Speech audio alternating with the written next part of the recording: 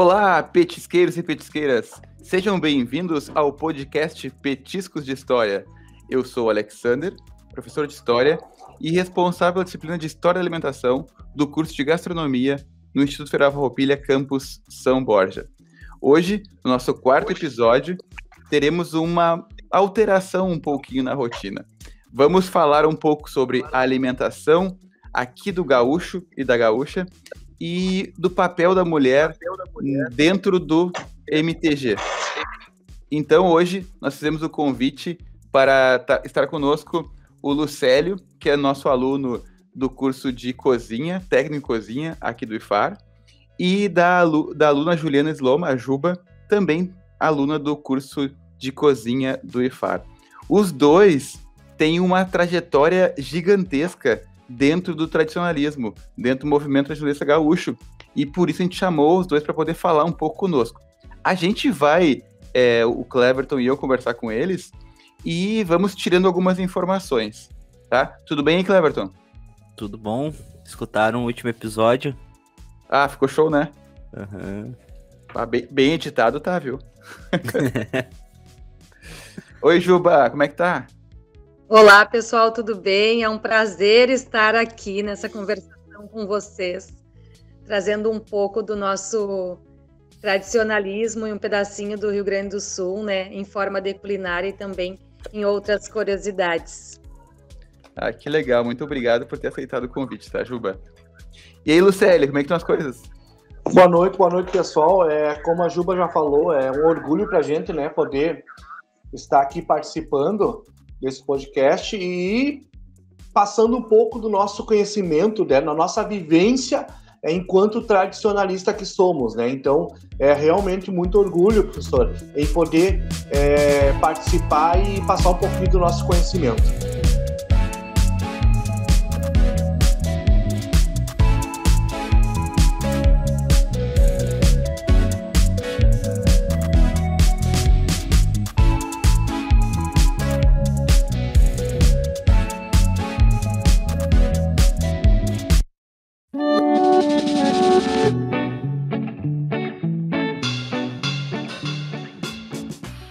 Nós estamos hoje é dia 21 de setembro. Ontem comemoramos o Dia do Gaúcho, Dia da Gaúcha. O Rio Grande do Sul normalmente para fazer esses festejos. Infelizmente, esse ano foi um pouco diferente, em função da pandemia. Mas para nós é uma data muito importante porque é parte da identidade do ser gaúcho e ser gaúcha. A gente queria ouvir um pouquinho de vocês dois. Pode ser começar com a Juba. Quem é a Juba? O que ela faz da vida? Como é que ela entrou no MTG e quais são os papéis que ela já cumpriu até hoje? Bom, a Juba é a Juliana Sloma, ela tem 37 anos. Iniciei nessa caminhada aos 9 anos de idade, através de um centro de tradições que havia perto da minha residência e aonde eu ia sozinha. Meus pais me deixavam na porta do CTG e eu ingressei ali sozinha, a convite, né, para dançar em um grupo de dança artística. Mas nesse mesmo ano solicitaram que alguma das crianças fizessem uma declamação e eu prontamente, sem nem sequer saber o que se tratava, né, tomei peito e fui. E então também com 9 anos nasce essa paixão pela arte declamatória, pela poesia, que me acompanha nesses 28 anos de caminhada. Hoje sou declamadora, participo de festivais de declamação no meu município e em todo o Rio Grande do Sul.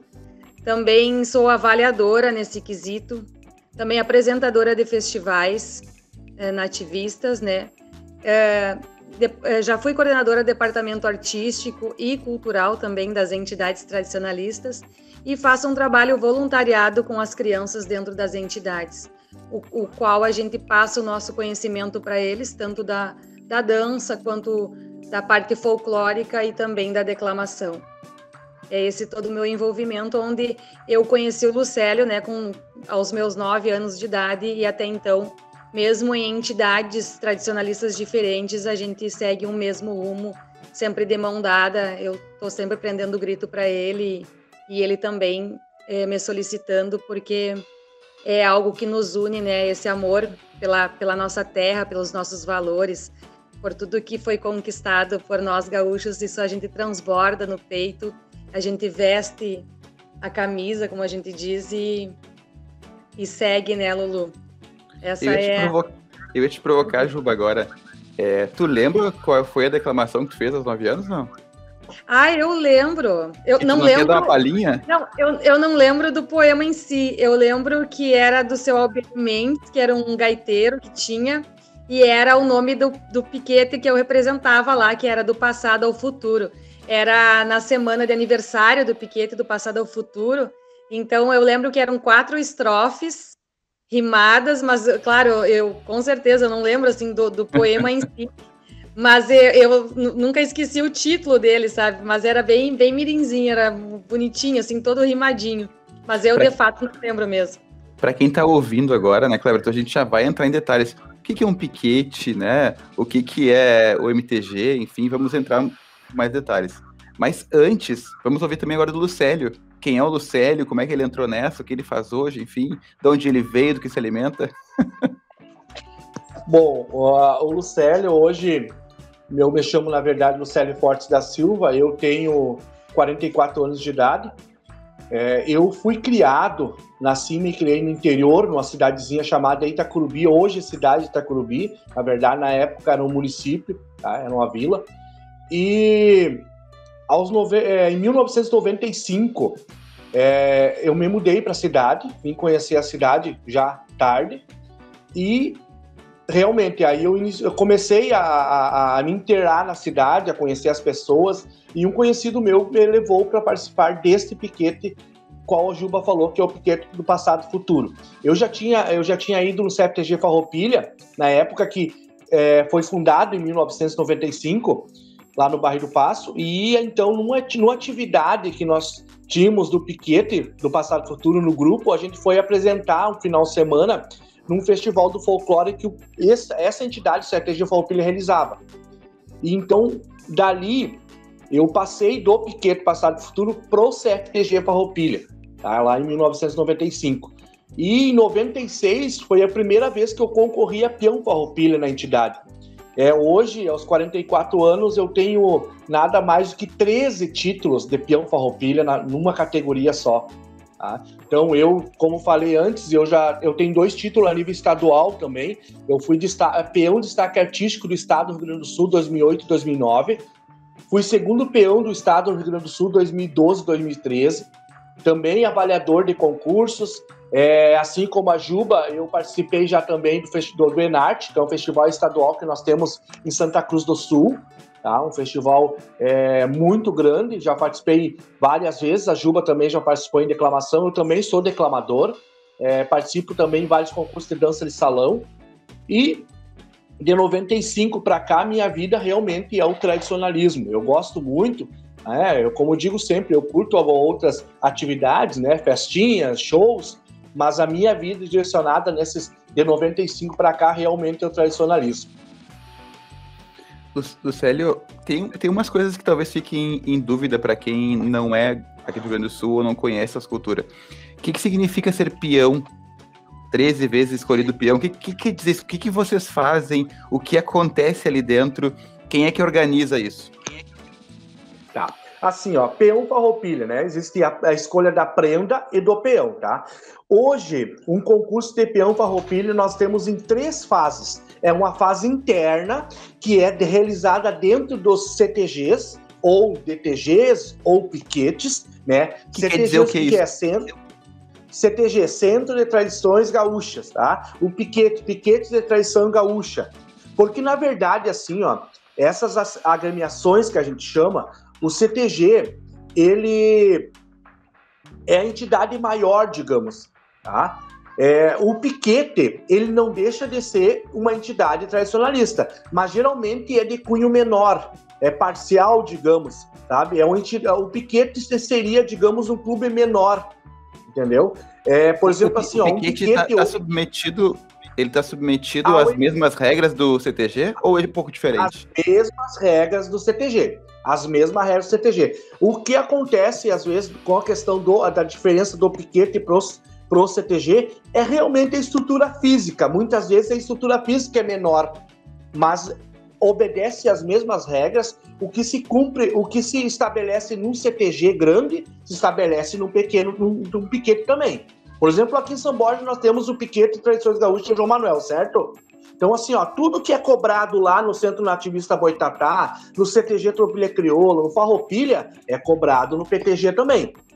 Tá? Então, as regras são as mesmas. Às vezes é a estrutura física que acaba sendo a diferencial. E outra coisa, às vezes o piquete, ele tem algumas estruturas que não tem dentro do CTG. Por exemplo, assim, tem piquetes que só tem a parte campeira, que é onde o pessoal se reúne para fazer rodeios, participar de cavalgada, e também, digamos, uma parte cultural não direcionada a concursos, a parte artística que a gente diz.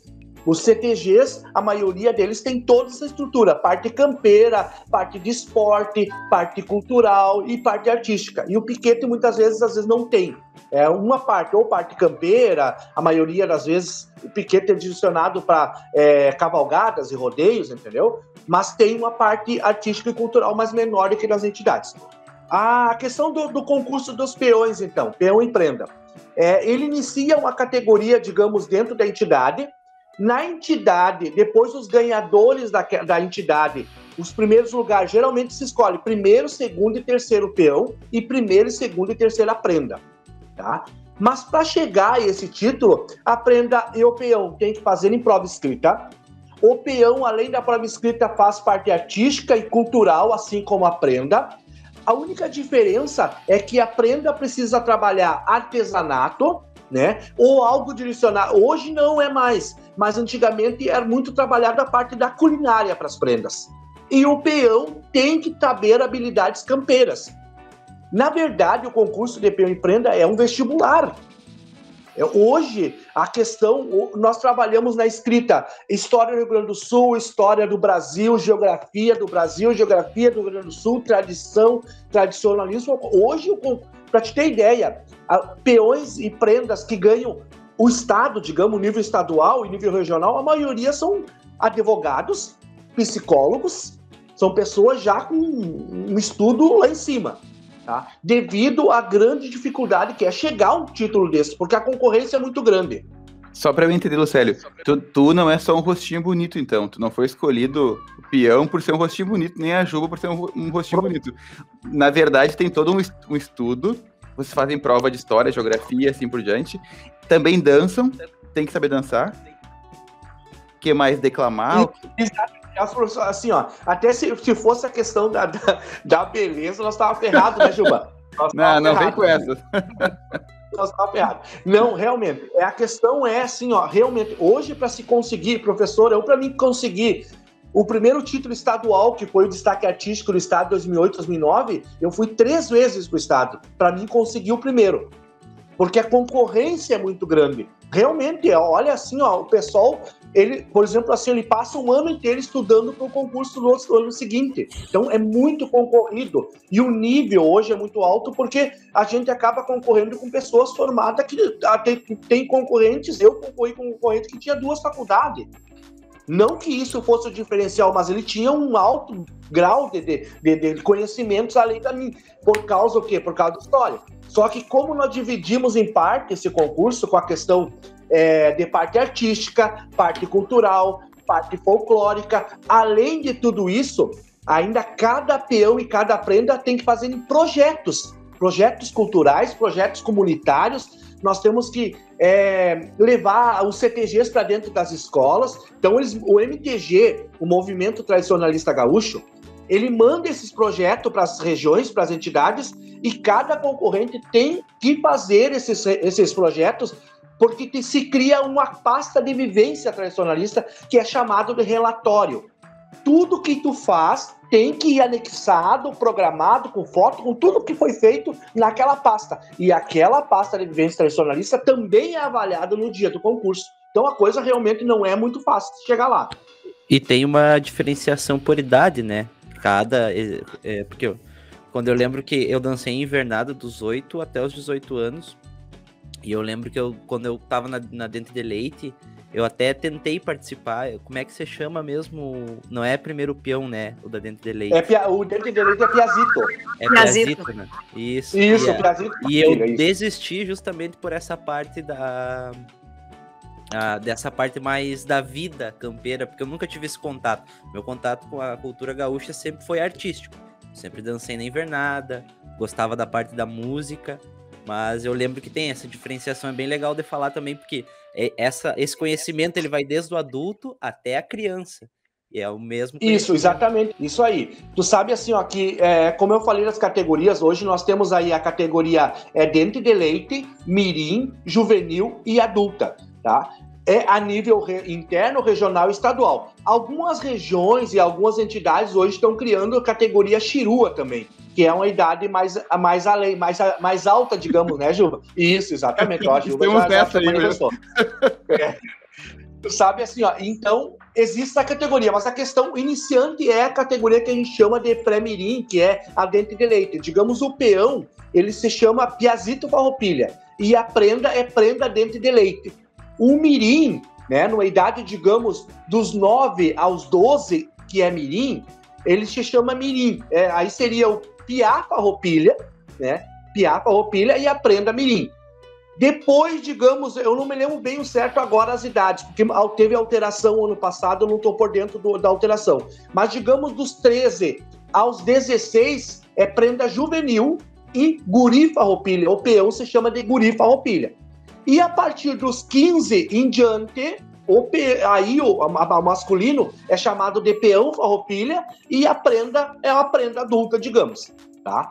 Então, são essas 4 categorias: mirim, pré-mirim, que é Dente de Leite, mirim, juvenil e adulto. Tá?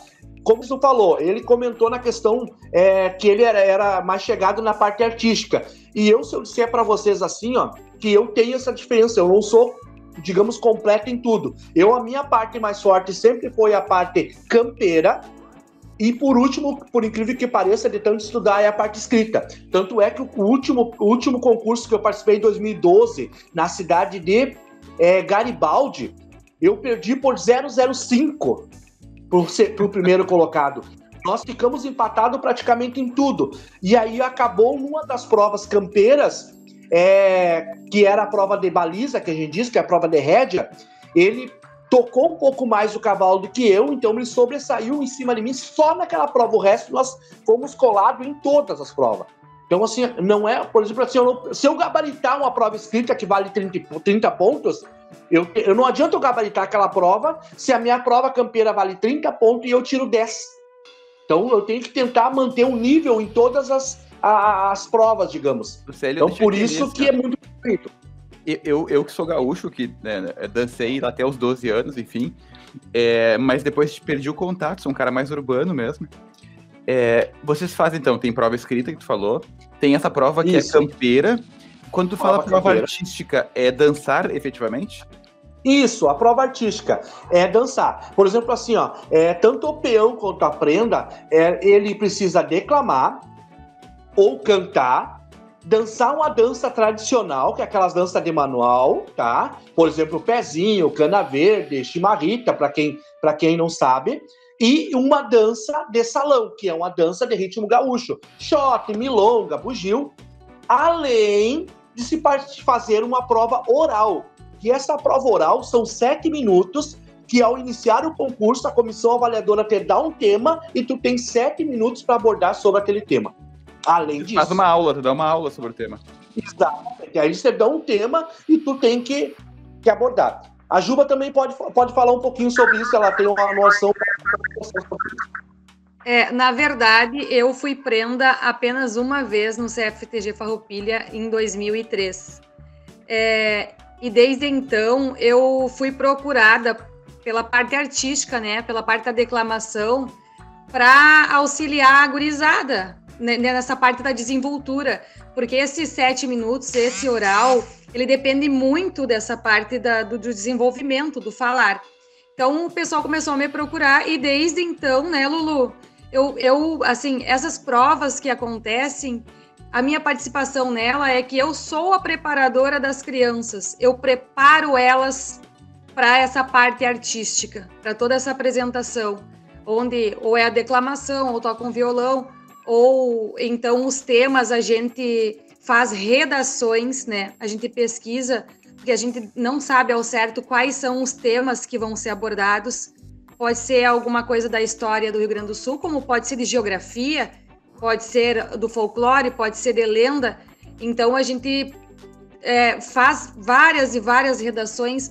A criança ela tem que ter o conhecimento da cultura gaúcha, porque o tema a gente nunca sabe o que vai cair. Então, às vezes as pessoas acham que ostentar uma faixa é simplesmente uma escolha de votos ou alguém escolhe. Não, é toda uma preparação. A criança ela se dedica para isso, ela estuda, ela se prepara.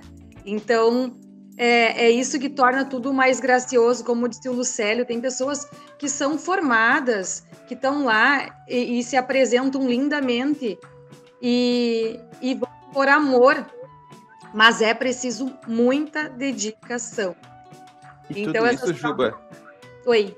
Tudo isso, Lucélia e Juba, com a ideia de reforçar os laços com a história, reforçar a sua identidade, valorizar, e com esse objetivo, né? Com esse objetivo. E sabe que quando me procuram, eu tenho muitos aluninhos que são crianças.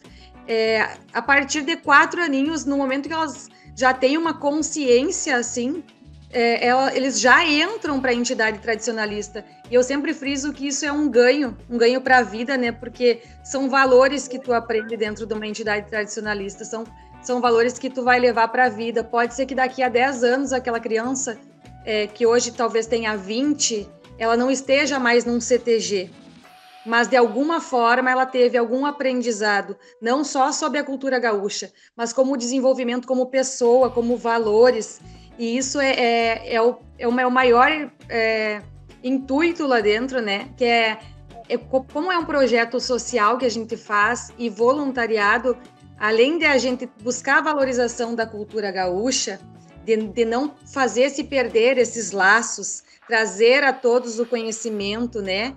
E trazer um pouco da tradição, é justamente isso, tentar formar pessoas melhores dentro da cultura gaúcha. Não se perde um RPG, não se perde, só se perde.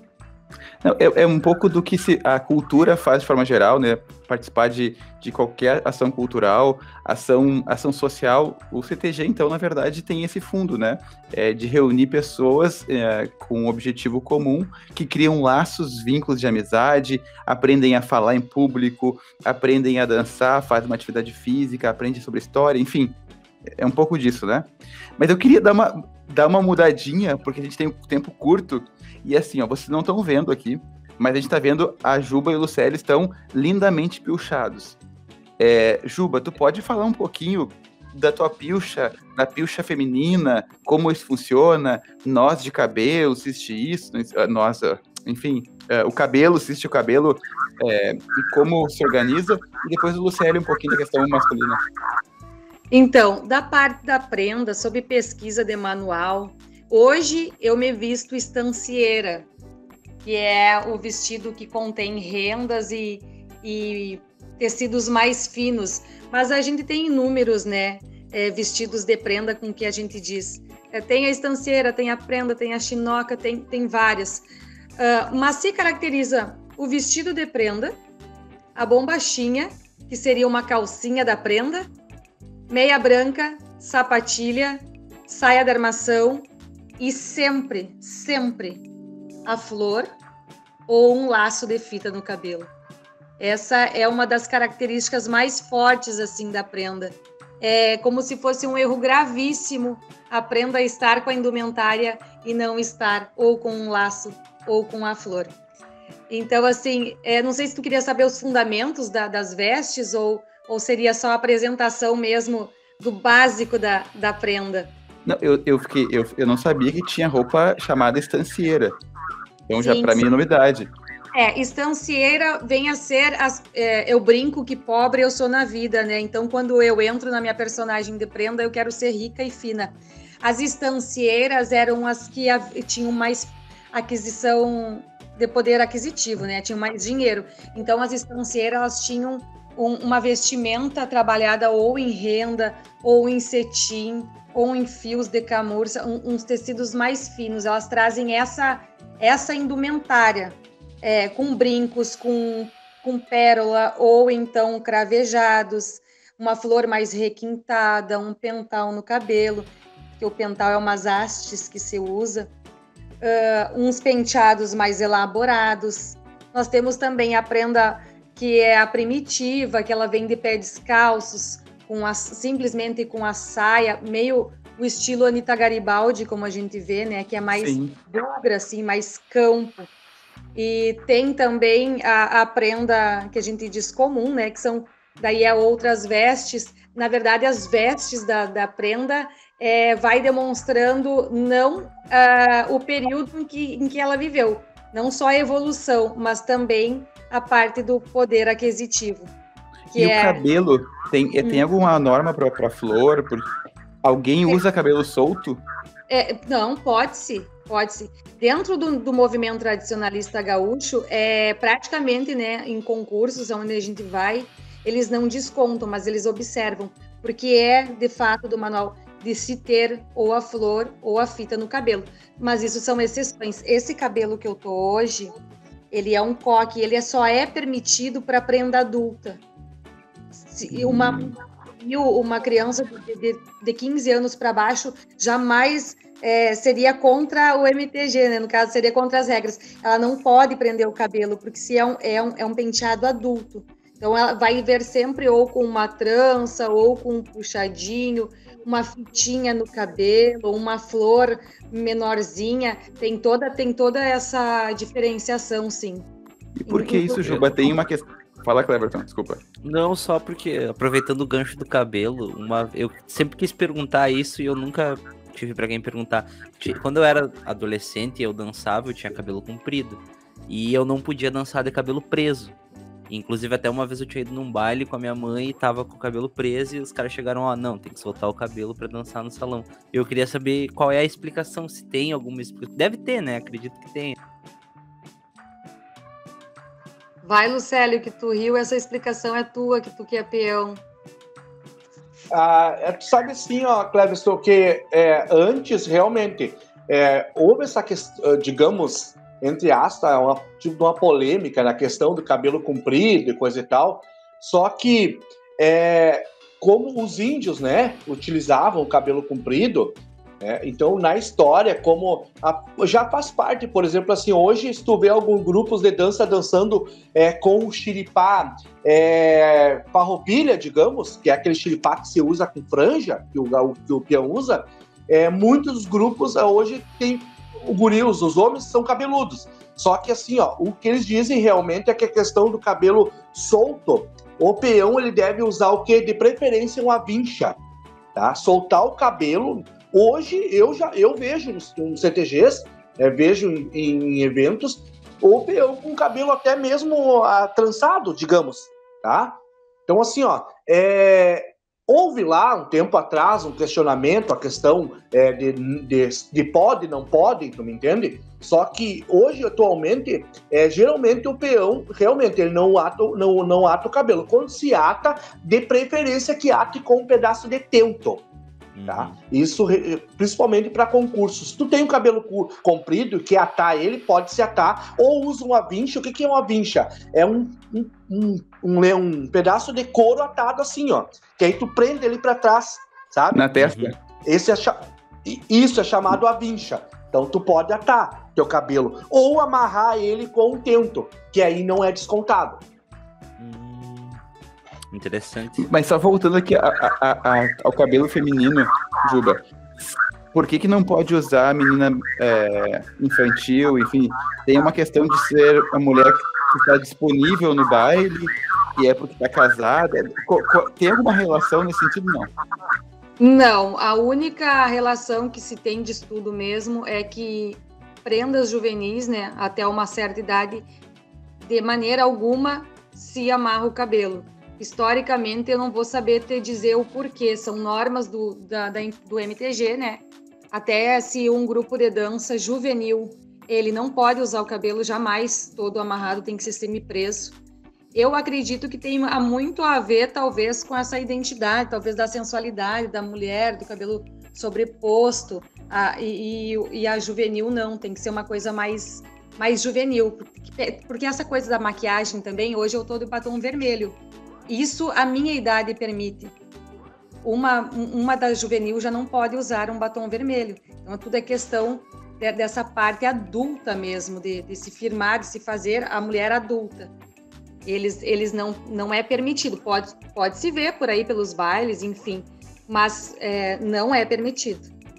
Nem o batom forte e nem tampouco um penteado mais elaborado que seja totalmente preso. Até pode-se ter um coque, mas ele tem que ser, alguma parte do cabelo tem que ser semi-preso, tem que estar solta, não pode estar completamente, porque é de característica adulta. Interessante também que a Juba comentou a questão do cabelo, né? Tanto juvenil quanto adulto, e os mirins também, né? A mirim, de preferência, usa uma fitinha, alguns coques, né? Realmente para fazer a diferença da idade, né? A questão do vestido é muito interessante se falar também que existe a diferença das cores, né, Juba? A cor, por exemplo, prenda mirim, dente de leite, jamais se usa um vestido vermelho, jamais se usa um vestido roxo, tá? Porque respeitando a sua idade realmente, né? A prenda mirim, dente de leite, geralmente é um rosinha claro, um rosinha bebê, um azulzinho, sabe? Um verdinho, uma água, um floridinho ali, sabe? Tudo isso que é para poder respeitar as suas categorias. Mirim, dente de leite é dente de leite, mirim, juvenil e adulta. Porque um tempo atrás meio que se misturou, sabe? Então tem que se ter regras, porque uma prenda de 12 anos, ela não é igual uma menina de 18 anos, né? Então se começa também já por isso a diferença de ter que obedecer às regras dentro de cada categoria. Perfeito. Isso tudo baseado nas pesquisas, né, feita por Paixão Cortes e Barbosa Lessa. Então eles tiveram todo esse trabalho, essa delicadeza de fazer essa pesquisa. Eu faço questão de seguir a regra. E quando eu vejo alguma coisa errada, às vezes um pouco me incomoda, porque às vezes a pessoa não tem conhecimento, até dá um pouco de vontade de chegar e ter essa conversação. Deixando o gancho ali do Cleverson, né, que disse que foi num baile e, por fim, incomodaram pelo cabelo.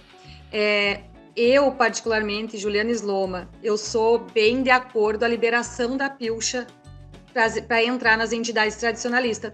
Talvez muitos me julguem, mas assim, ó, a liberação, o que há um tempo atrás, a pessoa ela entrava totalmente social numa entidade tradicionalista ou totalmente pilchada. Não se poderia usar uma camisa e uma calça jeans, ou enfim, uma menina de bombachinha, né? Lucélio, não se poderia, não se entrava. E daí o que isso traz para nós? Perca da juventude dentro das entidades tradicionalistas. E eu sempre digo que ninguém ama aquilo que não conhece. No momento que foi liberado o não uso da pilcha, nós notamos um maior número de gente pilchada do que social. Porque o que acontece? Ela vai no primeiro dia da Semana Farroupilha, né? Porque eu particularmente, se não fosse apaixonada, porque eu me sinto uma princesa num vestido de prenda, mas se eu não usasse, eu não iria, porque eu não uso social. Então, eu já não iria num centro de tradições. Aí eles liberaram a pilcha incompleta. O que aconteceu? No primeiro dia, a prenda foi de calça jeans e de camisa, mas ela viu as demais, ela se interessou, ela pesquisou. Na segunda noite, ela botou o vestido de prenda. Na terceira noite, ela arrumou o cabelo e assim por diante. E no ano seguinte, ela já estava com 3, 4 vestidos de prenda, porque ela não queria ir nem uma noite mais de roupa comum. Então, eu acredito que isso traz bons frutos às entidades tradicionalistas, dá a oportunidade do pessoal ir conhecer, ter conhecimento. Tu não pode privar de maneira alguma de que eles entrem, claro, tudo dentro de uma norma sensata, mas para dar a oportunidade de conhecer e passar a valorizar mais, né? Esse é o meu ponto de vista. Interessante tu falou, Juba, porque vem o que o Lucélio comentava antes sobre o cabelo. Como é uma questão cultural, né, Lucélio? Tem regras, mas as regras vão se alterando, porque o mundo vai mudando, as coisas vão se alterando. Então a gente tem percebido que o tradicionalismo vem acompanhando as mudanças, sem perder suas raízes, que é o objetivo, mas vem seguindo as mudanças. E aí eu queria provocar a Juba, já que ela está falando agora, porque a gente está comemorando, esse ano, 200 anos da Anita Garibaldi, né? E melhor, né, Juba, que eu vi, a Liliana Cardoso, ela é a patrona dos festejos Farroupilha, que é uma mulher negra, né, declamadora. Tu podia falar um pouquinho da mulher e como isso vem mudando também no tradicionalismo gaúcho? Primeiramente, sou fã da Liliana, eu acho que não tem quem não seja no Rio Grande do Sul. E a gente ficou muito feliz por ela ser patrona dos festejos, né? Ela é uma mulher negra, sempre lutando pela nossa causa. Esse ano é um ano muito feliz, porque falar da mulher no tradicionalismo, para nós, sempre é de grande valia e de grande importância. Os 200 anos, né, de Anita Garibaldi, o tema era os caminhos de Anita, em comemoração, né, essa data do bicentenário da Anita Garibaldi, que foi uma grande guerreira, né, que teve à frente das tropas farroupilhas junto com Garibaldi. Anita, para quem não sabe, né, Ana Maria de Jesus Ribeiro da Silva, ela tinha 14 anos quando se casou, aos 18 já tinha sido deixada pelo esposo, que foi para a guerra, quando ela conheceu o Garibaldi, que tinha os mesmos ideais. Então imagina 200 anos, se hoje a gente ainda luta por espaço e para ter igualdade, há 200 anos era uma causa praticamente perdida, e ela meteu o peito e fez o nome, não só aqui, né, porque ela é uma heroína de 2 mundos, ela fez em outro país também. Então, nada mais justo do que exaltar a figura da mulher através da Anita, né, a mulher guerreira. Eu disse por diversas vezes nas minhas falas que todas nós, com certeza, trazemos um pouco da Anita no dia a dia, né? Essa força, essa coragem de levantar, de sair, de lutar, às vezes de ser sozinha. Isso remete muito à imagem da Anita Garibaldi. Sabe, professor, que tem uma frase, assim, um ditado que sempre me incomodou muito, e que sempre dizem, né, que atrás de um grande homem há uma grande mulher. E eu discordo completamente, porque eu acredito que do lado de um grande homem há sempre uma grande mulher. E a Anita, ela trouxe isso para nós. E hoje em dia, né, a mulherada ela vem ganhando muito espaço. Nos primórdios, em 1947, quando foi fundado o movimento tradicionalista gaúcho, que foi por um grupo de homens, né, que nós já havíamos conversado, professor, que eram estudantes. Os 2 primeiros anos eram só homens. Eles não sentiam a necessidade de ter a mulher no envolvimento do tradicionalismo. Não se trazia a figura feminina. Até então que eles se deram conta, né, que eles viajaram para um outro país e viram uma apresentação de um grupo folclórico e pensaram, não, peraí, nós vamos ter que ingressar as mulheres também, né, porque elas vão ter que fazer parte. E aí a mulher ingressou 2 anos depois, em 1949. Tivemos as primeiras mulheres, mas elas eram apenas parte do grupo de dança ou esposa dos fundadores, elas não tinham cargos. E hoje não.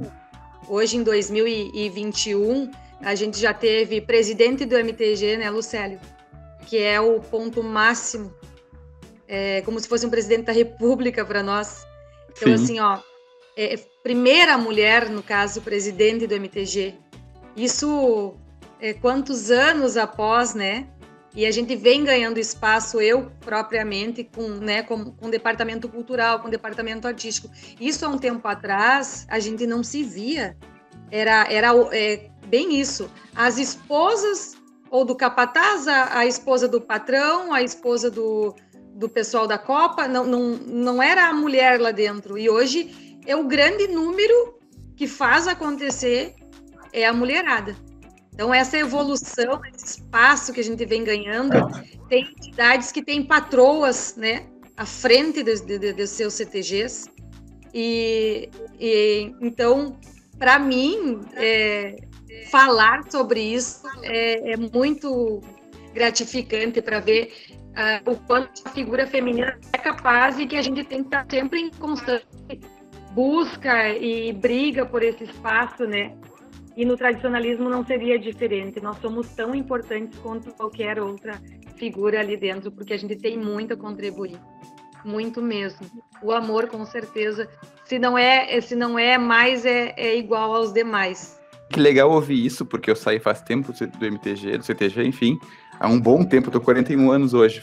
Dancei pela última vez aos 12 anos. Frequento a Semana Farroupilha, mas não sou um cultuador, digamos assim, no sentido de me vestir, de estar muito presente com isso, mas sempre percebi isso, Juba, e ouvi de ti, que está dentro do movimento, né?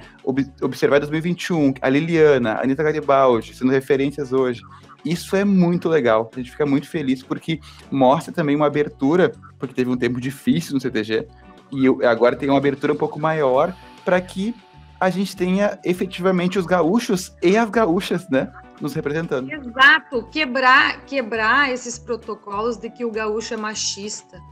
O gaúcho não é machista. Na verdade, é algo cultural.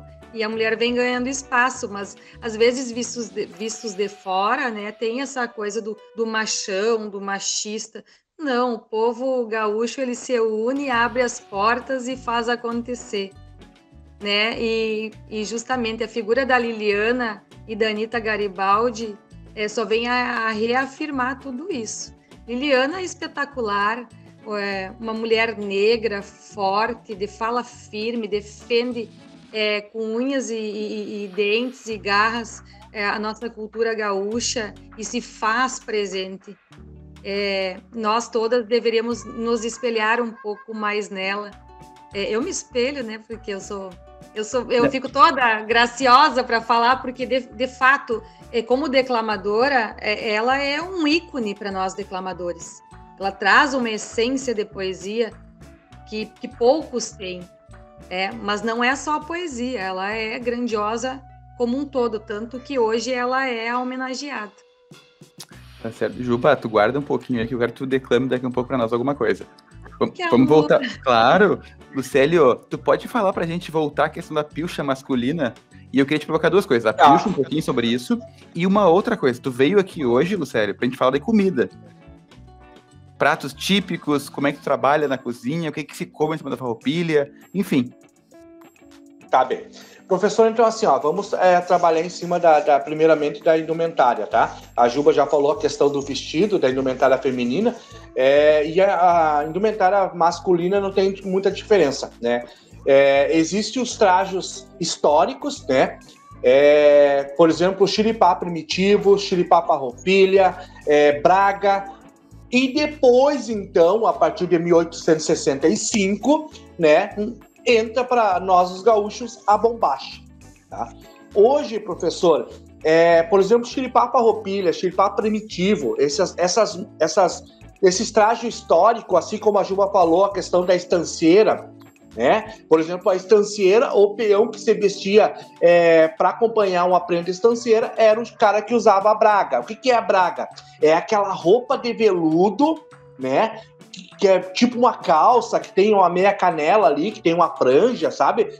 Que realmente só quem usava na época eram fazendeiros, filhos de fazendeiros e coisa e tal, porque não era o empregado que usava essa roupa, certo? Aí depois entra o xiripá farroupilha, que é aquele xiripá que a gente usa tipo um fraldão, que a gente diz, tá? Que tem as franjas, e o xiripá primitivo, que é o xiripá tipo uma saia, né? Que os indígenas também usavam na época. Mas hoje, no nosso traje atual, o que é? Bombacha, tá? Vamos começar por cima, tá? O gaúcho, geralmente, ele usa chapéu, certo? Mas o chapéu, ele é bem interessante a questão, para nós gaúchos, nós nunca usamos o chapéu em ambientes fechados. Tá? O chapéu, geralmente, é para o ambiente aberto, né? Para o ambiente campeiro ou para grupos de danças, tá? Jamais um gaúcho deve entrar no CTG ou em qualquer lugar e dançar de chapéu. Não se usa chapéu em ambiente fechado, tá? tá? Então, o gaúcho é o chapéu, depois vem o lenço, tá? O lenço é muito interessante, professor, porque ele tem muitas histórias, né? O lenço tem a questão do maragato e chimango, o vermelho e o branco. Nós temos também a questão do pica-pau, que é o lenço verde, né? Que na época da Revolução Farroupilha eles utilizavam a cor verde. Então, o lenço do gaúcho, hoje em dia, ele... Com a questão, digamos, do modismo, né? Existem vários tipos de lenço. Tá? Mas nós, para concorrer, digamos, cumprindo regulamentos, né, assim como nós comentamos a questão dos concursos de empreenda, o nosso lenço ele tem que ter um padrão. Ele tem que ser acima do cinto, na barriga do homem, tá? De preferência, o lenço é de cor verde, cor vermelha, cor branca. O lenço, historicamente falando, o lenço de cor preta, professor. Né? Infelizmente, ainda tem gente que não sabe e usa, mas o lenço da cor preto ele só se usa quando se está de luto. Tá? É uma maneira que quando tu enxerga uma pessoa com lenço preto, tu já tem uma noção. Fulano está de lenço preto porque está de luto. Aproveitando o sério lenço, tem a questão dos nós. Os nós representam alguma coisa? Sim, os nós também. Assim, na verdade... os nós, existem vários tipos de nós, tá? Os tradicional, que é o getuliano, que eles dizem que é um nó, é bem parecido com esse aqui, ó, tá? Que é a época que o Getúlio Vargas usava, só que aí não teria esse top que eu tô usando, tá? Ele seria assim, ó, ele ficaria assim, tá? Esse é o nó mais simples que tem, tá? Aí existe o nó crucifixo, que os padres jesuítas usavam, tá? No lenço vermelho. Ele é um crucifixo, eu não sei te fazer. Na verdade, eu sou meio péssimo em nó de lenço. Eu ia mal na prova. Se tivesse prova de nó de lenço, eu tenho uma conhecida aqui em São Borja, que é uma professora, a Ariane Saraiva, Ariane Bene Saraiva. Ela é uma mulher assim, ó, que ela sabe tudo de nó de lenço e história. A mulher é fera. Sabe o que eu passo? Eu passo meus lenços e ela ata para mim. Assim que eu passo. Tá? Então, assim, ó, mas existem vários tipos de nós e cada nós realmente existe uma diferença.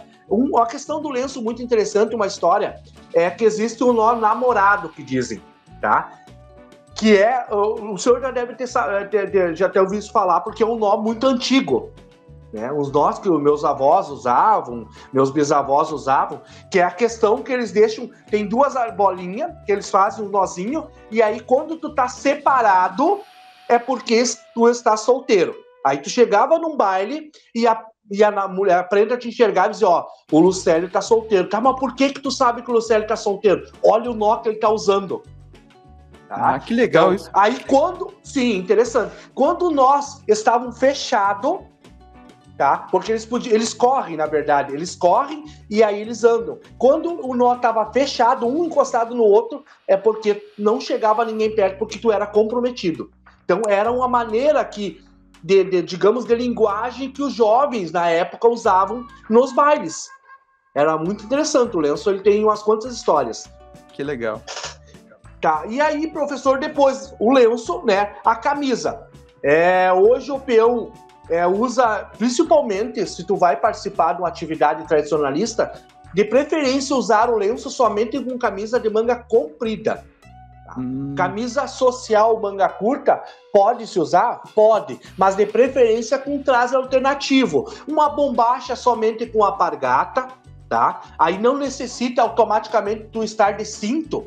Tá? Tu pode botar uma camisa manga curta, botar uma bombacha, uma alpargata e, digamos, ir passear na casa do amigo. É um tarde alternativo, um tarde que tu tá de passeio, digamos. Mas quando tu for participar de uma atividade relacionada ao tradicionalismo, tanto campeira, quanto esportiva, quanto artística, cultural, a camisa ela tem que ser de manga comprida e de preferência de cores claras. Tá? Sem muito emblemas também. Existe, agora há pouco tempo, teve uma discussão referente ao MTG com a questão dos bordados e cores. Por exemplo, assim, ó, nós jamais podemos usar uma camisa em competição, por exemplo, uma manga verde e uma outra vermelha. Tá? Não se pode. perante o regulamento RTG, nós não podemos usar. Assim como a gente vê, às vezes, prenda com as cores da bandeira no vestido. Não se pode. Né? Por regulamento, não se pode. Tá? Pode para fazer uma apresentação, para bonito, mas não se pode para competições, digamos, tá? Aí o peão bombacha, a camisa manga comprida e uma bombacha. A bombacha é motivo de grandes repercussões e debates e questionamento, é o modelo, tá? Hoje, antigamente nós tínhamos aquelas bombachas balão, aquelas bombachas largona, sabe? Que, por exemplo, eu que sou baixinho, botar uma bombacha daquelas, parece que eu tô de saia quando eu boto, porque minhas pernas é desse tamanhinho, né? Então, para um cara grande, tudo bem, tranquilo. Mas hoje em dia já quase não se usa essas bombachas balão. É uma bombacha tradicional, de preferência, porque existem as bombachas lisas e as bombachas que têm os trabalhos, que a gente chama de friso, né? As bombachas que têm os detalhes no lado. Então, para competição hoje, o peão ele tem que usar essa bombacha que tem os trabalhos no lado. Né? Elas não podem ser uma bombacha lisa. Né? Hoje, a questão da bombacha correntina, que o pessoal briga bastante, que é aquela bombacha mais colada, sabe? Pode-se usar, mas de preferência como um traje alternativo, um traje de passeio, né? Hoje os grupos de dança usam. Não, é lógico que não tão coladas, né? Mas usam. Geralmente eles chegam para um evento, aí um grupo de dança, eles estão com a camisa do grupo, para mostrar a camisa do grupo, e uma bombacha simples daquela, com uma pargatinha ou uma botinha cano baixo, tá? Mas para concurso existem regras de bombacha também. De preferência, sempre, quando se faz a bombacha, se faz o colete. Sempre tom sobre tom. Né? Um azulzinho, claro, com colete também. Né? Um marrom, um cinza, um xadrez. O xadrez não pode ser muito graúdo. Tá? E depois o peão usa as botas. Bota e cinto. Tá? Que também hoje existem vários modelos de bota. Hoje os grupos de dança têm grupos com botas específicas, bico quadrado, com alguns trabalhos no taco, o solado um pouco mais alto, sabe? Com mais conforto, principalmente por causa dos dançarinos, né? Mas também existem aquelas botas tradicionais com solados que não é de borracha, é um solado de couro. O problema da bota com solado de couro é que é muito lisa. Então, hoje em dia, estão se usando o quê? Um antiderrapante. Bota-se um tipo de uma sola, uma meia sola. Isso, uma meia sola de borracha, para não ficar tão liso. Então, o atual do gaúcho, o quê? Lenço, camisa, bombacha, bota e cinto. Esse é o traje tradicional do gaúcho e o colete, e depois por cima, para ficar, digamos, um evento mais social, se usa um paletó, né? O casaco em si. Hoje costuma-se fazer o casaco da mesma tecido da bombacha, fica um conjunto legal. O que é interessante, isso, né? O paletó é uma vestimenta europeia, né? E ela tá misturada com essa vestimenta tradicional que vem do índio, né? Quando fala do xiripá e fala de outras coisas. Então, o quanto a cultura gaúcha, ela bebe um pouquinho de cada lugar e constitui a sua cultura, né? Como todas fazem, na verdade. Com certeza, professor. Isso, sabe sim que a questão, logo que eu cheguei na cidade, que eu comecei a me adaptar à questão dos CTGs, porque meus pais sempre se criaram em fazenda. Eu fui criado realmente, por isso que quando eu comentei com a questão da campeira, eu fui criado realmente no lombo de cavalo. Então eu trabalhava com meus pais na fazenda, eles nasceram e se criaram nessa fazenda lá. Então, assim, eles sempre foram ligados a essa parte tradicionalista, mas mais para a parte campeira, com música, escutando música gaúcha, coisa e tal.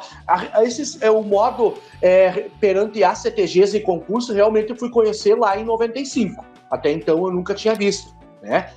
E eu achava no começo até meio estranho quando eu via os senhores, pessoalmente, com casaco. Eu dizia, mas pô, por que o cara tá usando bombacha com casaco? Ou usava a faixa na cintura, sabe, pessoal? A faixa geralmente vermelha, né? E a gente, claro que a gente não sabia a história. Depois, com o tempo, que eu fui aprimorando a questão. Hoje, eu não sei me pilchar sem usar uma faixa na cintura. E eu achava feio isso antes. Né? Hoje eu também não gostava do casaco, do paletó, e hoje eu não consigo ir num evento sem botar, por mais que eu use o colete, eu sempre fecho o colete e coloco o casaco por cima. E isso demonstra uma coisa importante que eu falo, Célio. Isso para todas as culturas, não é uma questão de menosprezar, mas a gente tem alguns fatos que são reais e tem aquilo que a gente constrói em cima dos fatos. O Lucélio era um homem do campo que veio para a cidade, quer dizer, teoricamente, o gaúcho é aquele Lucélio que veio de lá, mas tem toda uma questão de misturar outras culturas e construir esse Lucélio que existe hoje, que representa o gaúcho e a gaúcha como ajuda pra gente hoje.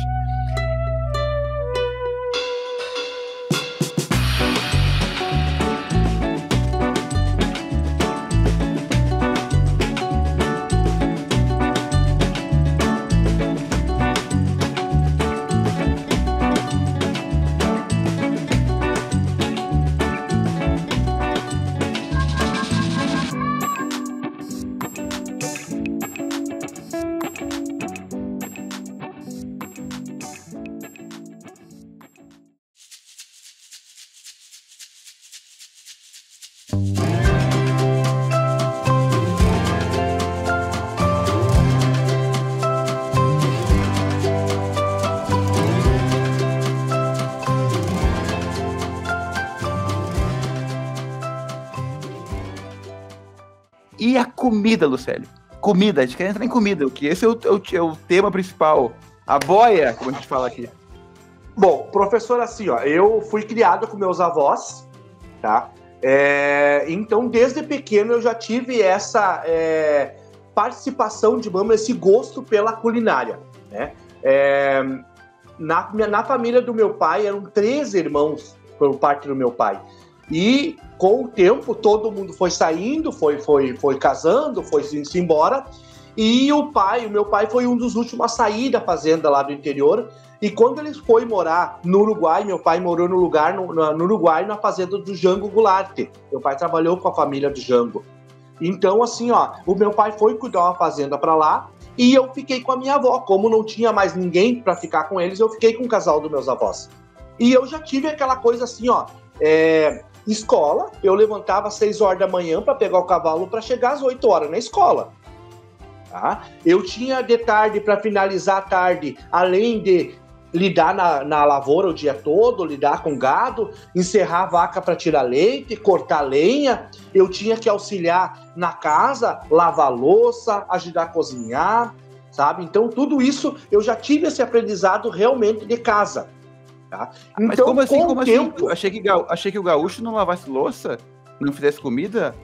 Ou faz? Mas olha que faz. Olha, hoje, sabe assim, ó, que na verdade, hoje quando eu conto isso, o pessoal diz, mas então tu desde pequeno sempre teve essa...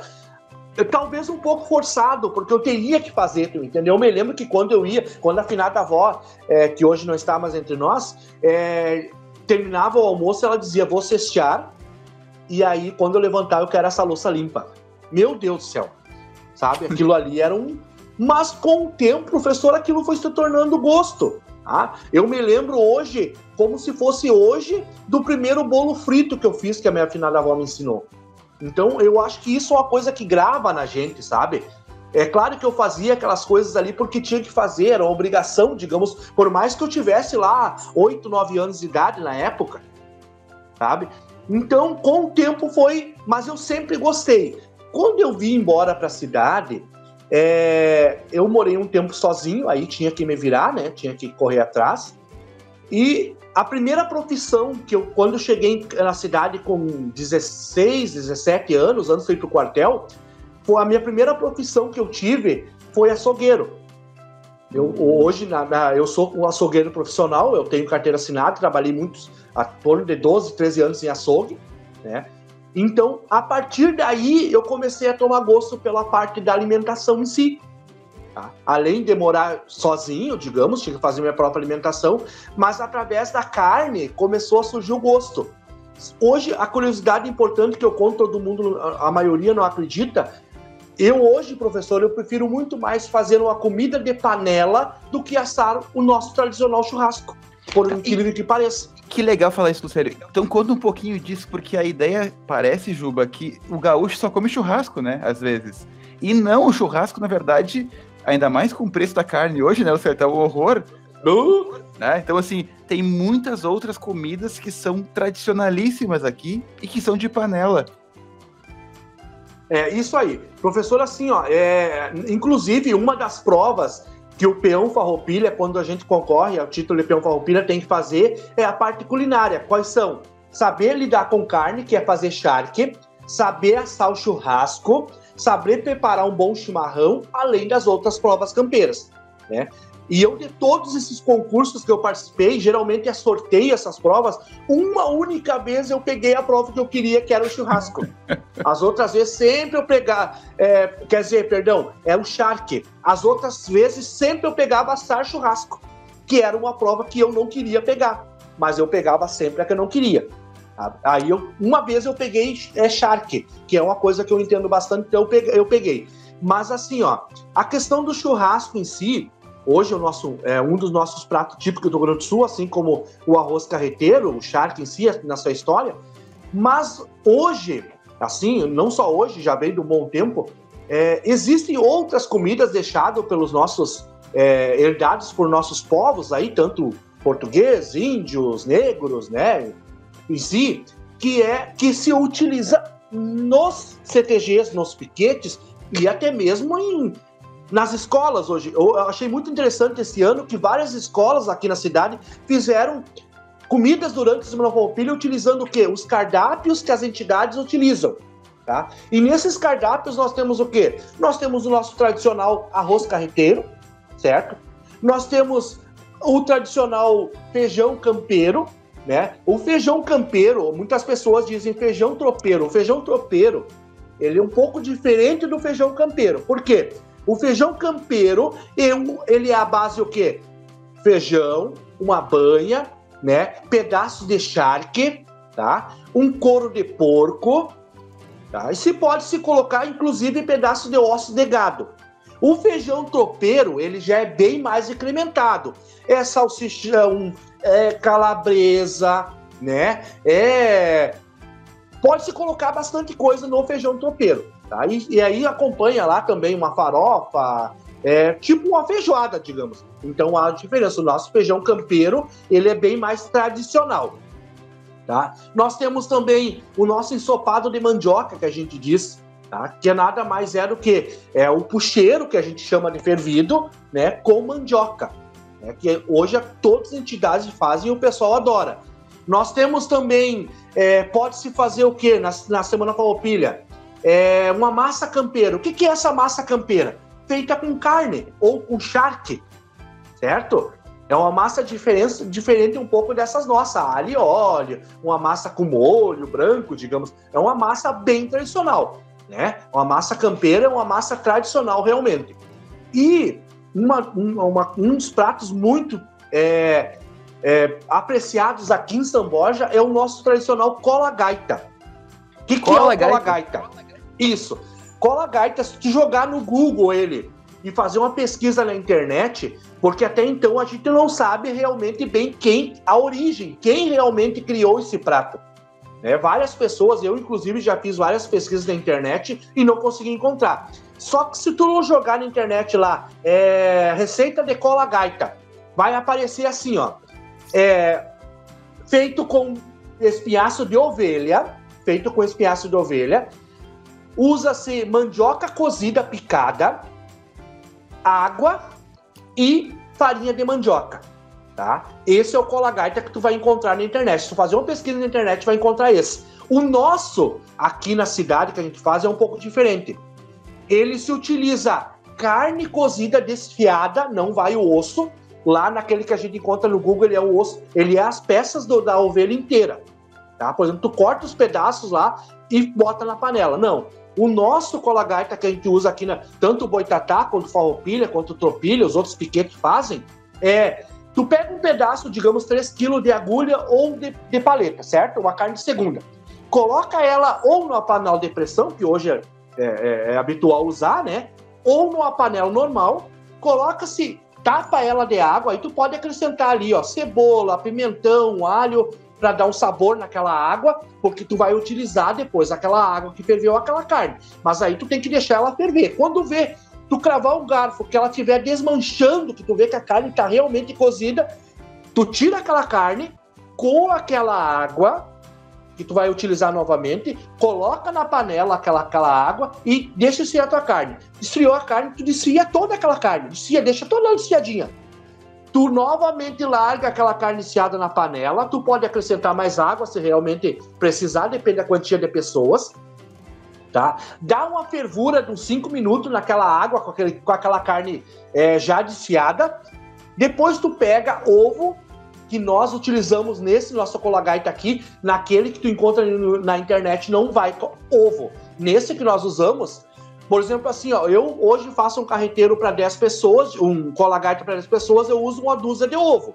Tu pega, quebra todos esses ovos numa bacia, digamos, num recipiente, e bate ele bem, e aí tu vai largando aos poucos naquela água que tá fervendo, naquele caldo com aquela carne desfiada. Vai largando aos pouquinhos e vai mexendo. Largou aquele ovo batido ali, tu deixa ferver mais uns 3 minutinhos, e aí sim, depois tu vai botar o ingrediente principal desse Colagaita, que é a farinha de mandioca. Só que aí tem um segredo importante para se colocar essa farinha de mandioca. Tu tem que dissolver essa farinha de mandioca num pouquinho de água fria. Tu não pode simplesmente pegar um pacote de farinha de mandioca e largar naquela água quente que ela vai embolotar. Vai virar um negócio tenebroso aquele mingau. Porque na verdade ele vai ficar um mingau, né? Uma Eu tô cola, anotando digamos, aqui, parecida. viu? Eu tô escrevendo receita inteira aqui. Sabe, professor? Então, assim, tem que ter esse cuidado, porque aí tu faz o quê? Tu dissolve essa farinha de mandioca num pouco de água fria e vai largando os poucos e vai mexendo, que nem a polenta. É bem parecido com a questão da polenta, tá? Então, pra quê? Pra que isso não embolote. Depois que tu deixou num ponto, porque aí o ponto do Colagaita, quem vai dizer o ponto é o cozinheiro. Se quer um pouquinho mole, um pouquinho mais dura, coloca um pouquinho mais de farinha e assim vai. Tá? Se colocou aquela farinha de mandioca ali, deixou ferver, o interessante é que é bem parecido com a polenta. O gosto do... Quando tu vai saber que a Colagaita tá pronto? Quando tu provar o Colagaita, tu não sentir o gosto da farinha de mandioca. É que nem a questão da polenta. Tu não pode sentir o gosto da farinha de milho, né? Tu tem que sentir o gosto do tempero em si. E o Colagaita é a mesma coisa. Tu não pode botar na boca e sentir o gosto da farinha. Não tá pronto. Então, em torno de 8 minutos num fogo baixo, o Colagaita tá pronto.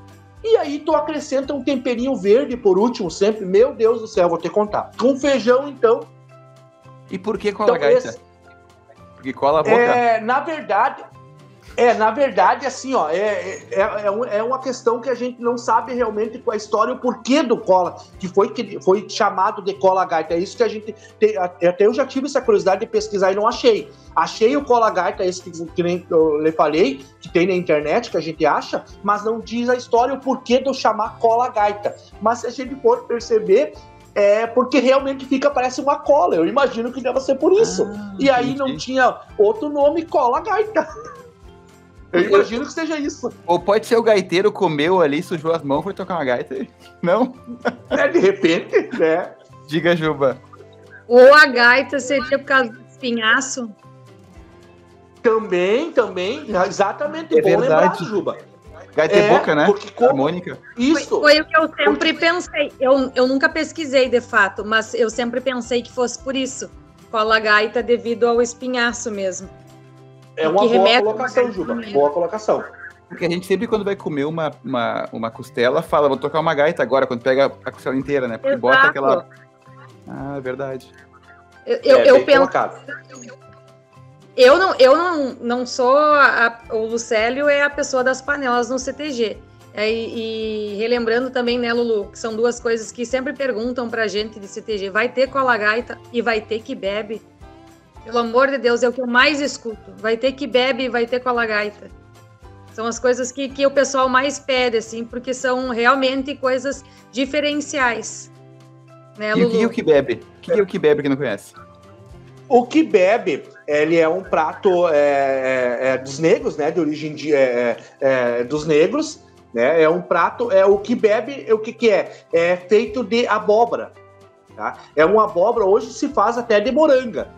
Mas o tradicional é a abóbora cozida, ela é desmanchada, ela é bem cozida e depois esmagada. E ela é temperada, tipo um purê. só que... Tipo um purê, exatamente. É bem isso. Só que o quibe, assim, ó, ele é bem tradicional. O pessoal se usa bastante o quibe com feijão, né? Quando se tem o quibe, você tem a feijoada junto. Por quê?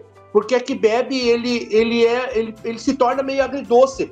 Tanto é que quando se faz um quibe, sempre se coloca uma colher de açúcar também. Então ele vai ficar meio que agridoce, sabe? É muito bom. Só que é um prato, professor, que hoje em dia quase não se usa, né, Juba? O pessoal, assim, por isso que quando surge essa época de Semana Farroupilha, o pessoal adora, né? Porque é um prato que não se usa.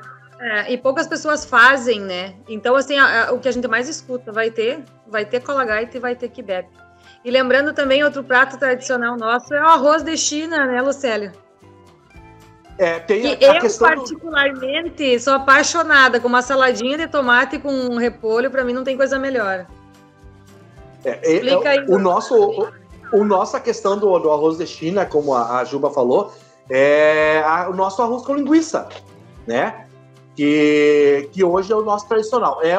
Assim como o carreteiro, é um prato típico, né? Hoje todas as entidades, durante toda a Semana Farroupilha, e não só durante a Semana Farroupilha, porque as entidades fazem tradicionar durante todo ano suas programações, né? Arroz de carreteiro e arroz de China pobre, como chamam, né? Que é arroz com linguiça.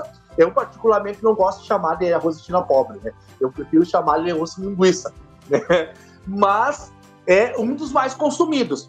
E o interessante, professor, assim, ó, que eu tenho, há 2 anos atrás, eu estou com um projeto de fazer um evento gastronômico na cidade, direcionado somente à culinária histórica, digamos. Essa culinária que nós estamos falando hoje. Esses tipos de pratos, entendeu? E eu lhe prometo assim, ó, que com certeza o senhor também vai fazer parte. Mas assim que eu me formar o ano que vem, se Deus quiser, em cozinha, nós já combinamos com o nosso grupo lá do curso, né, Juba? Nós vamos fazer um projeto e nós vamos fazer um evento, um mega evento na cidade direcionado a essa culinária. Pode ter certeza. Tá gravado, eu tinha esse sonho, mas o ano que vem... Não, nós vamos fazer. Pode ter certeza, professor. Nós vamos buscar uma história e vamos fazer um mega evento na cidade relacionado a essa culinária mais tradicional, digamos. Para mantermos um pouco a história, para mostrarmos para a pessoa um pouco da nossa história, né? E, quem sabe, relembrar também a história dos nossos antepassados, né? Das pessoas que nós deixaram esses legados, porque isso não é nós que criamos do dia para a noite, isso é uma história que já vem, né? Então, assim, ó, hoje se preservar essa história é muito interessante, né? Então, temos que valorizar isso. E a sobremesa? Tem alguma sobremesa que represente o Rio Grande do Sul? Porque eu sempre, desde os almoços, sempre comi o Chico Balançado. E tem até a música na Invernada que fala sobre o Chico Balançado. E eu não sei se é realmente original Rio Grande do Sul ou é algo de fora que a gente adaptou. Juba, tu começa aí, lembra alguma coisa aí, eu vou te ajudando. Não, na verdade, como eu disse, a pessoa das panelas é o Lucélio, né? Mas assim, ó, na verdade, a contribuição cultural que se tem no Rio Grande do Sul, ela é muito forte. Então, muitas coisas vieram, ou então dos africanos, dos açorianos. Então, assim, é um misto de cultura. Mas a gente sempre lembra das compotas, dos doces em calda, desses doces mais caseiros.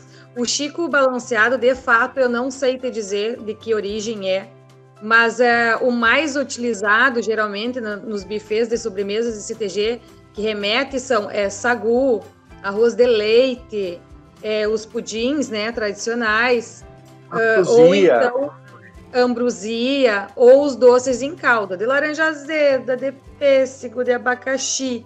O Chico Balanceado em si, dificilmente se vê. Eu não sei se ele, historicamente, ele deve ser de alguma contribuição, com certeza, de algum dos povos, né? Porque o Rio Grande do Sul é feito de inúmeros povos. Não tem como dizer assim exatamente do gaúcho, né? Porque um pouco de cada cultura foi povoando e trazendo um pouco da sua culinária, né? O Rio Grande do Sul é muito rico nesse sentido, porque é uma contribuição de cultura e a culinária é feita dessa contribuição. Mas o que eu posso afirmar, a sobremesa geralmente são esses mais tradicionais mesmo, os doces em calda, até da própria abóbora, né, Lulu?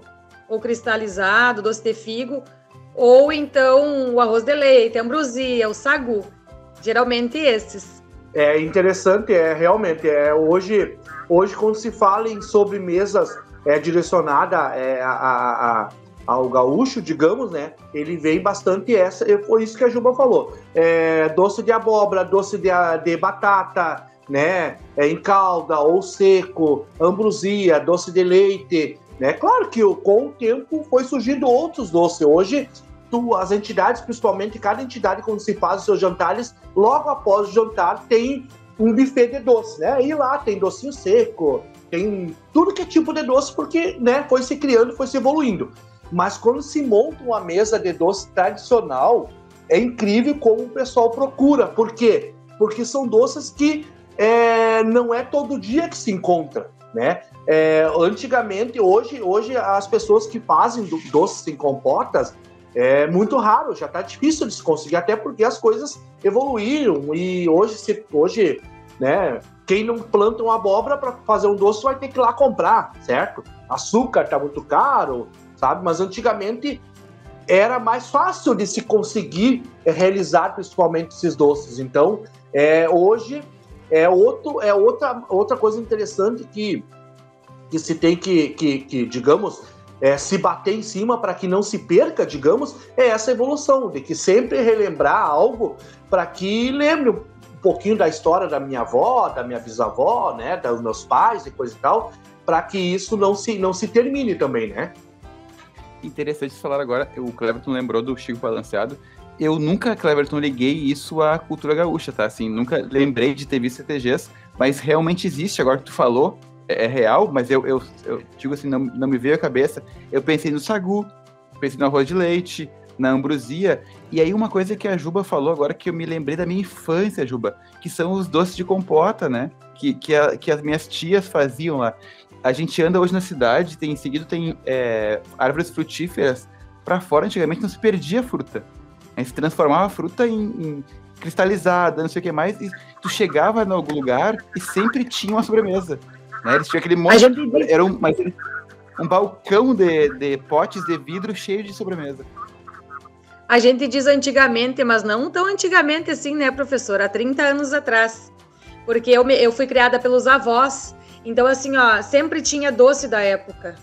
E como disse o Lucélio, claro, a modernidade ela vai trazendo outras receitas. E o antigo era muito mais fácil. A minha mãe era inverno e verão com fogão a lenha tradicional, aceso, com fogo aceso. Então, assim, ó, não se tinha gasto para se fazer um doce com o gás. Ela largava ali, eu lembro assim, ó, que da própria goiaba em si era feito a chimia, a geleia e ainda o doce.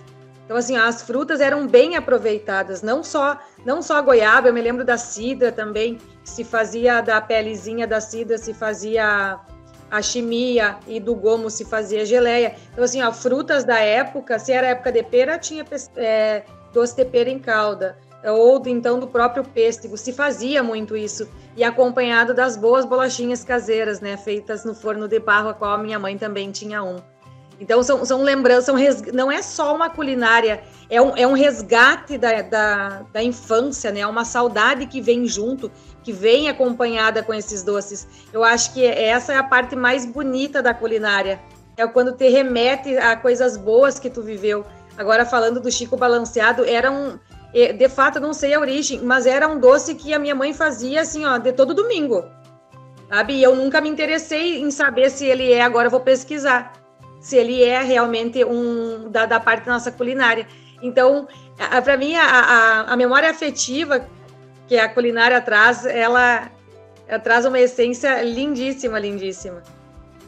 A gente está caminhando para o final. Infelizmente, está uma delícia o papo. Vocês, muito mesmo, assim. Olha, acho que a gente tem que reativar isso, um outro, só para conversar sobre alimentação. Tá? A gente promete que vai fazer isso de novo, Lucélio, contigo e a Juba. Os guris estão aqui, o Rafael e a Melissa, dizendo que tá muito legal, porque a gente passou do nosso tempo.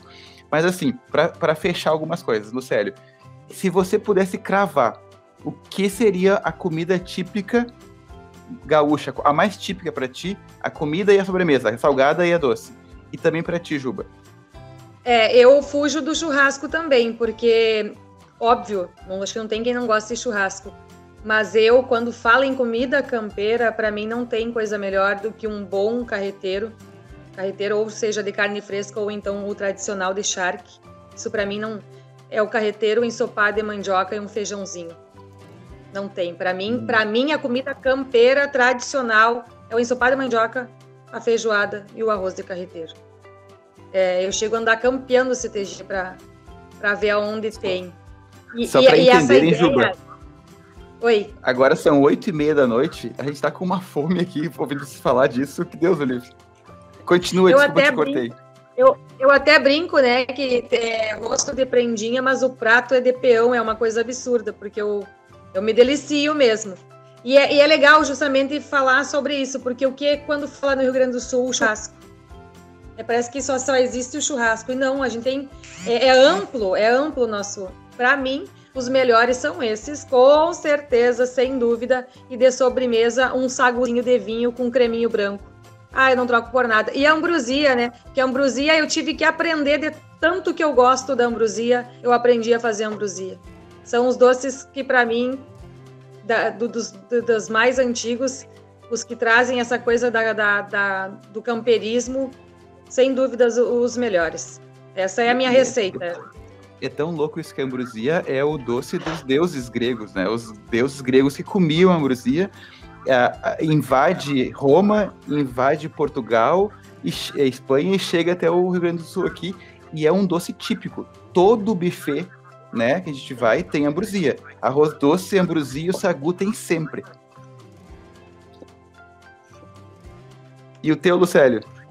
Bom, professor, eu primeiro, antes eu vou fugir um pouquinho do tema. Antes de eu dizer o meu prato, eu quero, assim, realmente de coração, eu tenho certeza que eu tô sentindo, o que eu tô sentindo agora, a Juba tá sentindo, que é esse amor, esse carinho pelo que nós estamos falando.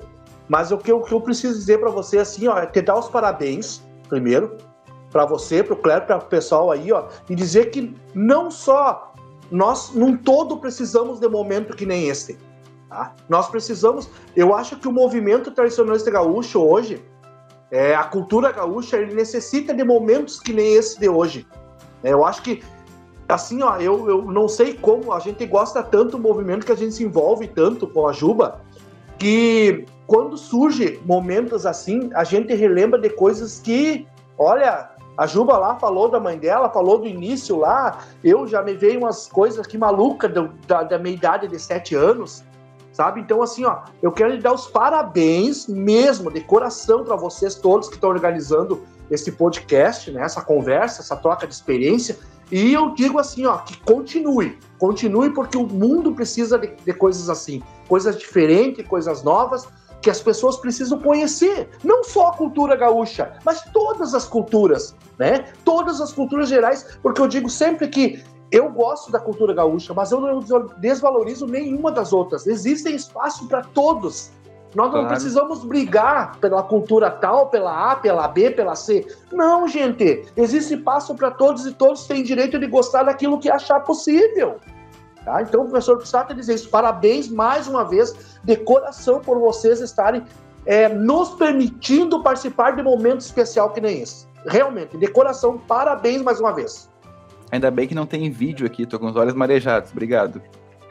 Capaz, professor. Olha, assim, eu tenho certeza, assim, que o que eu tô sentindo, a Juba tá sentindo também. É uma coisa fantástica. Pra gente que gosta disso, eu digo assim, que venham mais 200 podcasts parecidos que nem esse, professor. Tá? Sermos parceiros para o que precisar. Exatamente. Transborda, de fato transborda o coração da gente. E como disse o Lucélio, em poder relembrar tudo isso, porque a tradição, ou ela seja aqui no Rio Grande do Sul, ou ela seja em qualquer outro lugar, a palavra tradição, ela não quer dizer que a gente tenha que viver o passado, mas sempre estar relembrando o passado.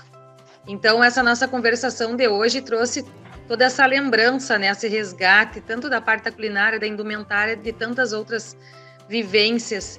E é óbvio, uma pessoa que está há mais de 20 anos nessa caminhada, um convite para uma conversação como essa, só tem a nos deixar com o coração transbordando, professora, e pode contar conosco sempre. Como o senhor falou, gravaram sobre o chimarrão, né? Então, é um dos assuntos que ainda a gente pode debater bastante, porque o chimarrão, se a gente vai parar para pensar, inúmeras curiosidades. Mas é isso, eu também quero agradecer muito pelo convite e fico à disposição de todos, né, para qualquer esclarecimento. Então tá, acabou, vambora, fechou. Ah, não, tem Tá, professor, para aí. Agora eu vou dizer o que eu gosto. Eu vou com a Juba, né? Eu até fiquei curioso para ver o que ele ia dizer. Eu achei que ela ia direto no churrasco, mas eu conhecendo a Juba, quando eu conheço, eu sabia que ela não ia. Eu também, professor, assim, ó, a gente sabe que o prato típico do Rio Grande do Sul, quando se fala em culinária em qualquer lugar, a primeira coisa é o churrasco do gaúcho. Mas eu também, né? Mesmo o churrasco tendo a sua história, tendo toda essa história que tem, mas eu fico com um belo arroz de charque, ou um arroz com carne fresca também, um cola-gaita e um feijão campeiro ensopado não tem melhor. Esse eu acho que eu como assim, ó, de todo dia e não vou enjoar nunca. E tenho certeza que as pessoas que ainda não experimentaram, o dia que experimentar um prato desses, ela jamais vai trocar. Tanto é que, assim, nós tivemos, tanto lá no Boitatá, quanto no Farroupilha, no Tropilha esse ano, hoje eu estive conversando com os conhecidos, e nós chegamos a uma conclusão. Agora, não faz muito que o meu patrão da entidade colocou um comentário no grupo. O que nós vamos fazer nas últimas atividades? Churrasco ou comida campeira? Foi unânime, comida campeira. É o que mais sai, professor. Assim, ó, esse ano nós tivemos esse privilégio de ter essa noção que o que mais sai, o churrasco, o pessoal gosta. Mas tanto o Boitatá quanto o Tropilha e o Farroupilha, esse ano, durante o Farroupilha, nesse novo, digamos, estrutura por causa da pandemia, o que mais saiu foi comida campeira. E pessoas que não conheciam alguns pratos foram porque outro indicaram. E chegaram lá e hoje estão ligando. Quando vai ter aquele arroz carreteiro de novo? Quando vai ter aquele ensopado de mandioca? Então, é incrível como essas comidas hoje estão tomando uma proporção gigantesca em todo o estado, digamos. Eu comi cola-gaita 2 vezes na minha vida. E churrasco como desde criança. Hoje em dia muito menos por causa do preço em relação... E as 2 vezes que eu comi o cola-gaita de carne de ovelha, pra mim é o melhor prato que a gente tem tradicional, é o cola-gaita. Nossa, é muito bom mesmo. Sabe que agora semana Farroupilha, nós tivemos umas lives lá na Secretaria de Cultura, onde eu trabalho, e eu fiz 2 culinárias. A primeira eu fiz o arroz de carreteiro e o feijão campeiro, e na segunda live eu apresentei, aí fiz a apresentação do cola-gaita. E hoje eu tenho no meu celular aqui em torno de 15 pessoas pedindo a receita do cola-gaita. Né? E pessoas que já fizeram e me mandaram uma foto de como tinha ficado o prato, sabe? Isso a gente mostra com o quê? Uma coisa que o pessoal, mesmo não sabendo, não conhecendo, acabaram, através de uma live, ela viu eu falando e quis fazer. E acabou fazendo e diz que hoje vai ser um dos pratos que vai ter, digamos, 1 ou 2 vezes na semana na casa das pessoas. Então isso é muito importante. E isso que nós estamos fazendo através dessa conversação, que nem a Juba falou, através desse podcast, isso é importante para mostrar para as pessoas. Quantas pessoas vão ver essas nossas conversas agora? E muitas delas que não sabem esses pratos, que nós falamos, vão ter curiosidade, de repente, de entrar em contato com alguém para saber o que é, tá? Mas como é que é feito, o que é, qual é o sabor, o que vai. Isso, por isso que eu lhe digo, nós precisamos de mais eventos, atividades que nem essa que vocês estão fazendo. Muito importante isso. Cleverton, e qual a tua sobremesa preferida? Ou quer dizer, que representa gaúcha? Eu acredito que a ambrosia também. Não vou dizer o Chico balançado, porque a gente entrou no consenso de que não sabemos muito bem a história. Mas acho que a ambrosia, sim. E até, não sei o que vocês acham sobre, mas uma coisa que eu sempre adorei era ambrosia com um pouquinho de refri. Servir a ambrosia e botar um pouquinho de Fanta e mexer um pouquinho, fica muito bom. Óbvio. Eu não sabia. Não, tu sabe, professor, que eu ia dizer agora, uma coisa que eu não sabia, tá aí, por isso... Não acredito, Juba, tu nunca me falou isso. Eu Com nunca Fanta vi, sinceramente, laranja. eu não sabia. Com Fanta laranja. Um brusinha Que com tal? Fanta Olha muito só. bom. Que tal? Agora, eu não abro mão, gente, de um arroz doce com canela e uma canjica doce com leite condensado. Meu Deus, vocês não têm noção. Façam uma canjica doce com leite condensado. Tá louco. Aí bota uma canelinha por último pra ver uma coisa. Tá louco, Deus o livre. Eu posso dizer assim, ó, tô me cobrando aqui o meu prato, né? Sabor, pra mim, é o carreteiro e de diversas formas. Quando a gente vai, eu fui num jantar uma vez, ele tinha 5 tipos de carreteiro, né? Com vários tipos de... Ou arroz com carne, né? Vamos chamar assim. Então, pra mim, o mais saboroso é isso, com um belo cola gaita, que eu não sabia o nome, agora eu sei que o nome é esse, né? Cola gaita. E com um temperinho verde por cima, enfim, é uma delícia, tá? Um ovinho cozido. Pra mim, Tá louco, exatamente. isso, Lembrou bem lembrado o ovinho cozinho. Sabor, pra mim, esse é o que representa, tá? Sabor. Agora, como eu fui criado em família muito pobre mesmo, o churrasco, pra mim, é algo que chama... O churrasco me lembra ser gaúcho, entende? Então assim, não é tanto pelo sabor, porque é algo mais simples, mas é por fazer, por reunir as pessoas. Então, eu vou ficar em cima do muro desses dois. Para mim, tradicional sempre seria o sagu, que representa, mas o que eu mais gosto de comer é o arroz doce. Então eu fico nessa. Gente, olha só, a gente passou do tempo, mas eu preciso pedir para que a gente possa fechar com a Juba. Claro, antes o Lucélio dá o tchauzinho dele, a Juba também, e que, Juba, tu possa declamar pra gente algo que toque teu coração, algo que tu pensou durante o nosso podcast, e que as pessoas possam conhecer um pouco mais do que a gente falou. Tá. Bom, primeiramente, então, antes da Juba, eu falo, então, para ela encerrar, eu, mais uma vez, professor, quero lhe agradecer o convite, dar os parabéns a todos os colegas aí que estão, juntamente com o senhor, trabalhando nesse podcast. Dizer, mais uma vez, que foi uma honra e que nós colocamos sempre à exposição. E dizer, assim, ó, que essa ideia é mais do que brilhante, é uma ideia, assim, que tomara que outras pessoas tenho essas atitudes que nem vocês tiveram de fazer esse tipo de trabalho. Claro que o senhor é professor de história, né, gosta também da área, mas assim, ó, nós precisamos realmente de momentos que nem esse.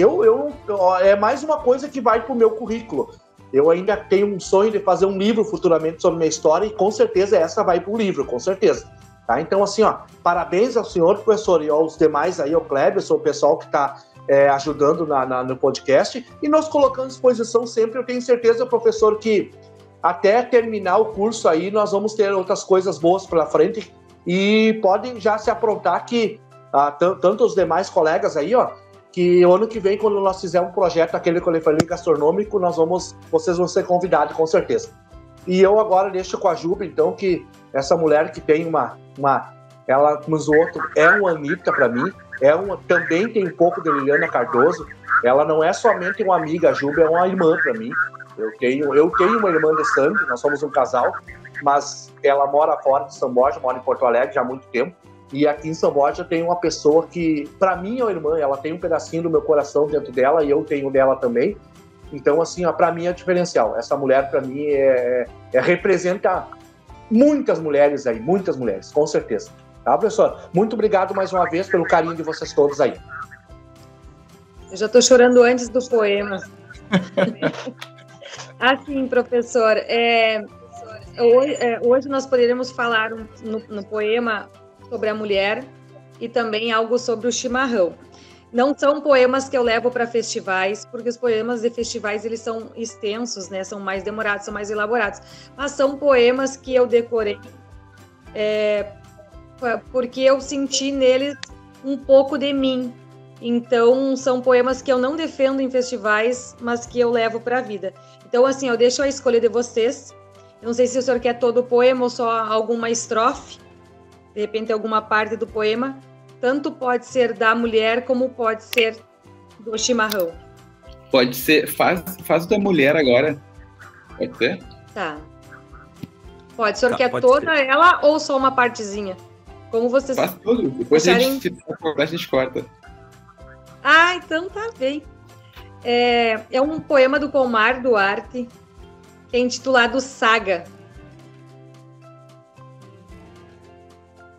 Um pouco a pé, um pouco nas carretas.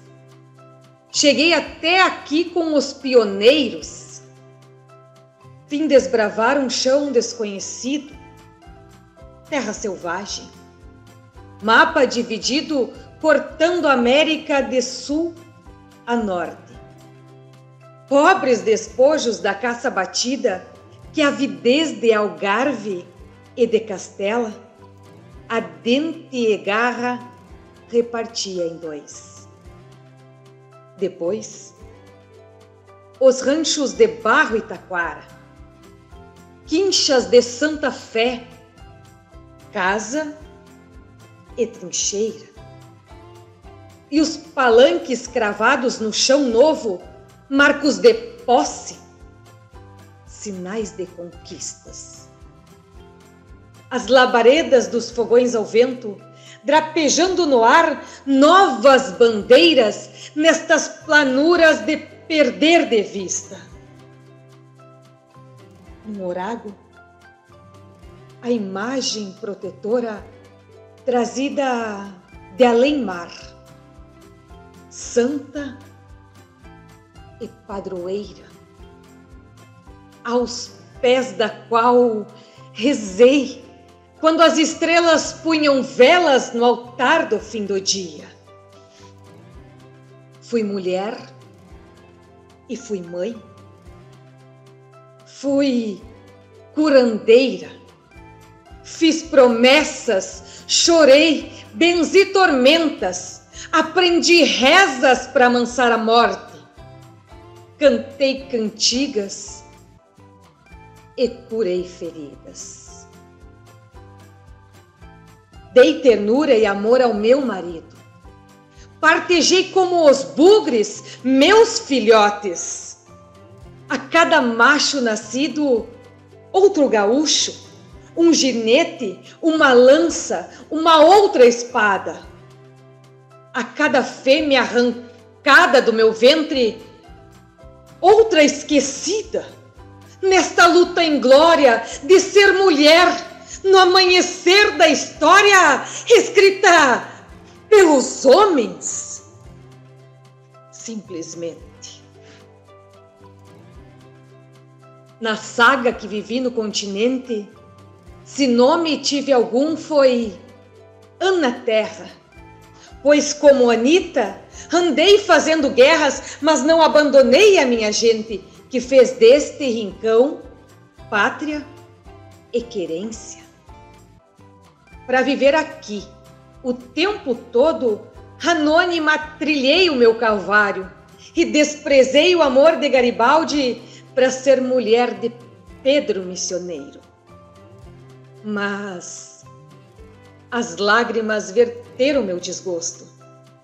Mas o sorriso iluminou meu rosto para o amor que das penas nos redime. Nas tempestades que enfrentei na vida, se me vergaram ventos, eu fui vime, permaneci em pé, sem ser vencida. Busco há 200 anos o horizonte, lutando sempre contra o preconceito de ser mulher e de sentir no peito o amor por esta terra que é tão minha. Porque as vidas vivi, todas que tinha, para conquistá-la e ter esse direito. Graças. Muito bem. Lindo. Gente, a gente vai dar tchau, então. Tu quer falar alguma coisa, Cleverton? Depois dessa uma poesia, um poema lindo, tô aqui arrepiado dos pés à cabeça. Eu também não tenho o que falar, só dar tchau. Agradecer a vocês imensamente por tudo, pela conversa que passou voando e dizer que é uma imensa satisfação ter vocês aqui e saber que o movimento tradicionalista gaúcho está tão bem representado por vocês. São borgenses, né, itacurubense, mas enfim, até em São Borja agora, e que fazem esse papel muito legal, porque é importante falar, eles trabalham com jovens, com crianças, com adolescentes, com adultos, e com o objetivo de manter as tradições sem perder o olho no futuro, né, naquilo que está acontecendo hoje. Então, muito obrigadão. Um beijo para vocês. Tchau, petisqueiros, petisqueiras. Até mais. Obrigado, professor. Estamos juntos. Qualquer coisinha é só perder o grito.